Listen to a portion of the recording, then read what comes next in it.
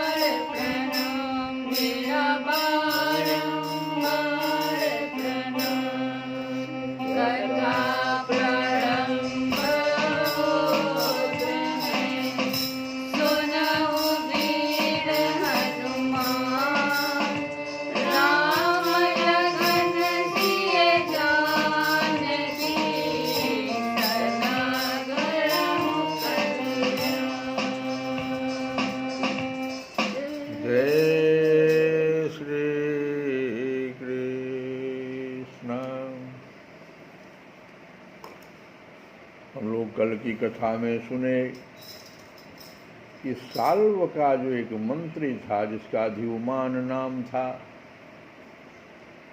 उसने प्रद्युम्न जी पर गदा से प्रहार कर दिया था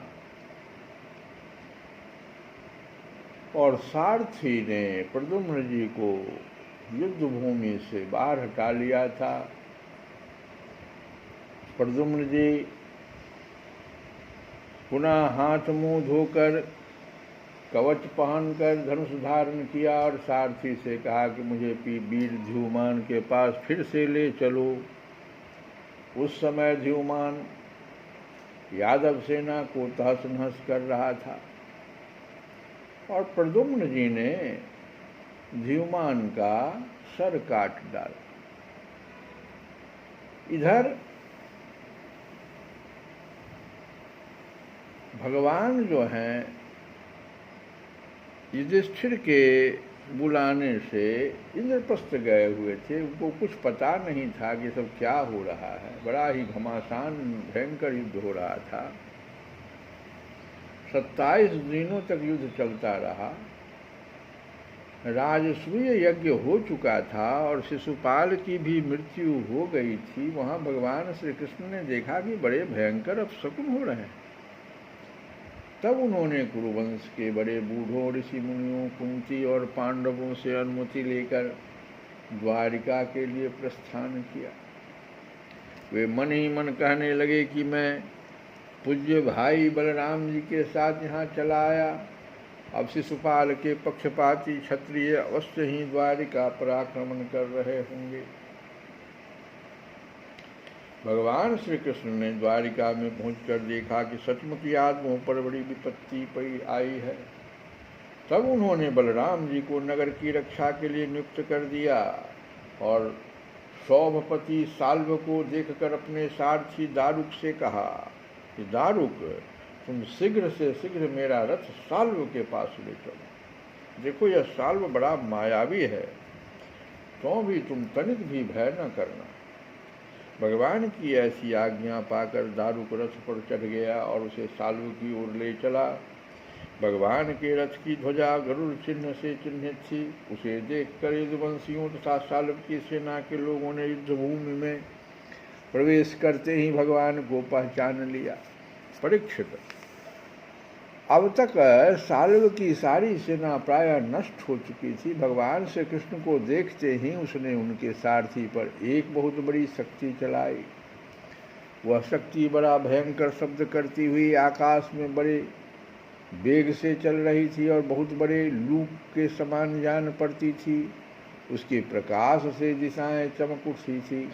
उसे सारथी की ओर आते देख भगवान श्री कृष्ण ने अपने बाणों से उसके सैकड़ों टुकड़े कर दिए।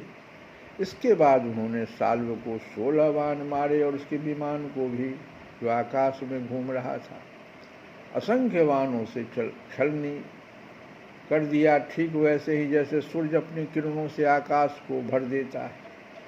साल्व ने भगवान श्री कृष्ण की बाईं भुजा में, जिसमें सारंग धनुष शोभायमान था, बाण मारा। इससे सारंग धनुष भगवान के हाथ से छूटकर गिर पड़ा। यह एक अद्भुत घटना घट गई। जो लोग आकाश या पृथ्वी से यह युद्ध देख रहे थे बड़े जोर से हाय हाय पुकार उठे। तब साल्व ने गरज कर भगवान श्री कृष्ण से यूँ कहा, मूढ़, तूने हम लोगों के देखते देखते हमारे भाई और सखा शिशुपाल की पत्नी को हर लिया तथा भरी सभा में, जबकि हमारा मित्र शिशुपाल असावधान था, तूने उसे मार डाला। मैं जानता हूँ कि तू अपने को अजेय मानता है। यदि मेरे सामने ठहर गया तो मैं आज तुझे अपने तीखे बाणों से वहाँ पहुँचा दूंगा जहाँ से फिर कोई लौट कर नहीं आता। इतनी बात साल्व भगवान से कह गया। जैसे रावण भगवान राम को लड़ाई के मैदान में कहा था, वैसे ही ये बोल दिया। तो भगवान श्री कृष्ण ने कहा कि रे मंद, तू वृथा ही बहक रहा है। तुझे पता नहीं कि तेरे सिर पर मौत सवार है। शूरवीर व्यर्थ की बकवाद नहीं करते, वे अपनी वीरता ही दिखलाया करते हैं। इस प्रकार कहकर भगवान श्री कृष्ण ने क्रोधित हो अपनी अत्यंत वेगवती और भयंकर गदा से साल्व के जत्रुस्थान कहते हैं हंसली पर प्रहार किया। इससे वह खून उगलता हुआ कांपने लगा। इधर जब गदा भगवान के पास लौट आई तब साल्व अंतर ध्यान हो गया। इसके बाद 2 घड़ी बीतते बीतते एक मनुष्य ने, अब देखो साल्व जो है माया रच दिया। 2 घड़ी जब बीत गई, पहले तो अंतर ध्यान हो गया, और जब 2 घड़ी बीत गई तो उसके बीतते बीतते एक मनुष्य ने भगवान के पास पहुंचकर उनको सिर झुकाकर प्रणाम किया और रोता हुआ बोला, मुझे आपकी माता देवकी जी ने भेजा है। उन्होंने कहा है कि अपने पिता के प्रति अत्यंत प्रेम रखने वाले महाबाहु श्री कृष्ण साल्व तुम्हारे पिता को उसी प्रकार बांध कर ले गया है जैसे कोई कसाई पशु को बांध कर ले जाए। अब यह अप्रिय समाचार सुनकर भगवान श्री कृष्ण मनुष्य से बन गए। वहाँ पर भगवान लीला कर रहे थे, इसलिए मनुष्य जैसे बन गए। उनके मुख पर कुछ उदासी छा गई। वे साधारण पुरुष के समान अत्यंत करुणा और स्नेह से कहने लगे, अहो मेरे भाई बलराम जी को तो देवता अथवा असुर कोई नहीं जीत सकता। वे सदा सर्वदा सावधान रहते हैं। साल्व का बल पौरुष तो अत्यंत अल्प है, फिर भी इसने उन्हें कैसे जीत लिया और कैसे मेरे पिताजी को बांध कर ले गया। सचमुच प्रारब्ध बहुत बलवान है। भगवान श्री कृष्ण इस प्रकार कह ही रहे थे कि साल्व वसुदेव जी के समान एक माया रचित मनुष्य लेकर वहाँ आ पहुँचा और श्री कृष्ण से कहने लगा, मूर्ख, देख यही तुझे पैदा करने वाला तेरा बाप है जिसके लिए तू जी रहा है। तेरे देखते देखते मैं इसका काम तमाम करता हूँ। कुछ बल पौरुष हो तो इसे बचा। मायावी साल्व ने इस प्रकार भगवान को फटकार कर माया रचित वसुदेव का सिर तलवार से काट लिया और उसे लेकर अपने आकाश स्थित विमान पर जा बैठा। परीक्षित, भगवान श्री कृष्ण स्वयं सिद्ध ज्ञान स्वरूप और महान भाव है। वे यह घटना देखकर 2 घड़ी के लिए अपने सजन वसुदेव जी के प्रति अत्यंत प्रेम होने के कारण साधारण पुरुष के समान शोक में डूब गए, परंतु फिर वे जान गए कि यह तो साल्व की फैलाई हुई आसुरी माया ही है जो उसे मैदान ने बतलाई थी। भगवान श्री कृष्ण ने युद्ध भूमि में सचेत होकर देखा, न वहाँ दूत है और न पिता का वह शरीर, जैसे स्वप्न में एक दृश्य दिखकर लुप्त हो गया हो। उधर देखा तो साल्व विमान पर चढ़कर आकाश में विचर रहा है, तो वे उसका वध करने के लिए उद्यत हो गए। प्रिय परीक्षित, इस प्रकार की बात पूर्वापर का विचार न करने वाले कोई ऋषि कहते हैं। अवश्य वे इस बात को भूल जाते हैं कि श्री कृष्ण के संबंध में ऐसा कहना उन्हीं के वचनों के विपरीत है। कहाँ अज्ञानियों में रहने वाले शोक, मोह, स्नेह और भय तथा कहाँ वे परिपूर्ण भगवान श्री कृष्ण जिनका ज्ञान, विज्ञान और ऐश्वर्य अखंडित है, एक रस है, भला उनमें वैसे भावों की संभावना ही कहाँ है। बड़े बड़े ऋषि मुनि भगवान श्री कृष्ण के चरण कमलों की सेवा करके आत्मविद्या का भली भांति संपादन करते हैं और उसके द्वारा शरीर आदि में आत्मबुद्धि रूप अनाज ज्ञान को मिटा डालते हैं तथा आत्म संबंधी अनंत ऐश्वर्य प्राप्त करते हैं। उन संतों के परम गति स्वरूप भगवान श्री कृष्ण भला मोह कैसे हो सकता है। अब साल्व भगवान श्री कृष्ण पर बड़े उत्साह और वेग से शस्त्रों की वर्षा करने लगा था। अमोघ शक्ति भगवान श्री कृष्ण ने भी अपने बाणों से साल्व को घायल कर दिया और उसके कवच धनुष तथा सिर की मणि को छिन्न भिन्न कर दिया। साथ ही गदा की चोट से उसके विमान को भी जर्जर कर दिया। परीक्षित, भगवान श्री कृष्ण के हाथों से चलाई हुई गदा से वह विमान चूर चूर होकर समुद्र में गिर पड़ा। गिरने के पहले ही साल्व हाथ में गदा लेकर धरती पर कूद पड़ा और सावधान होकर बड़े वेग से भगवान श्री कृष्ण की ओर झपटा। साल्व को आक्रमण करते देख उन्होंने भाले से गदा के साथ उसका हाथ काट गिराया। फिर उसे मार डालने के लिए उन्होंने प्रलयकालीन सूर्य के समान तेजस्वी और अत्यंत अद्भुत सुदर्शन चक्र धारण कर लिया। उस समय उनकी ऐसी शोभा हो रही थी मानो सूर्य के साथ उदयाचल शोभायमान हो। भगवान श्री कृष्ण ने उस चक्र से परम मायावी साल्व का कुंडल किरीट सहित सिर धड़ से अलग कर दिया। ठीक वैसे ही जैसे इंद्र ने वज्र से वृत्रासुर का सिर काट डाला था।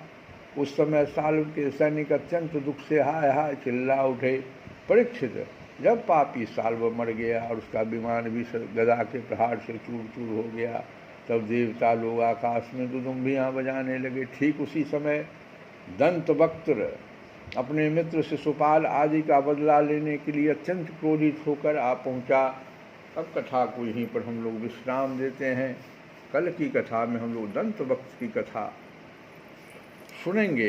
एक एक जो भी असुर बचे हुए थे सबका भगवान, क्योंकि भगवान का जन्म ही इसी कारण से हुआ था, तो सबको एक एक करके मारेंगे ही। और इस कथा को हम लोग कल सुनेंगे। दूसरों का दुखड़ा दूर करने वाले तेरे दुख दूर करेंगे राम। दूसरों का दुखड़ा दूर करने वाले तेरे दुख दूर करेंगे राम। ये जा जग में भलाई का काम तेरे दुख दूर करेंगे राम। तेरे दुख दूर करेंगे राम। दूसरों का दुखड़ा दूर करने वाले तेरे दुख दूर करेंगे राम। सत का ये पग है धर्म का मार्ग, संभल संभल चलना प्राणी। संभल संभल चलना प्राणी। संभल संभल चलना प्राणी। पग पग पर है यहाँ रे कसौटी, कदम कदम पर कुर्बानी। अरे कदम कदम पर कुर्बानी। मगर तू डावा डोल न होना, मगर तू डावा डोल न होना। तेरी सब पीड़ा हरेंगे राम। किए जा जग में भलाई का काम, फिर दुख दूर करेंगे राम। दूसरों का दुखड़ा दूर करने वाले तेरे दुख दूर करेंगे राम। क्या तूने पाया क्या तूने खोया, क्या तेरा लाभ क्या हानि। क्या तेरा लाभ क्या हानि। तो क्या तेरा लाभ क्या हानि। इसका हिसाब करेगा वो ईश्वर, तू क्यों फिक्र करे प्राणी।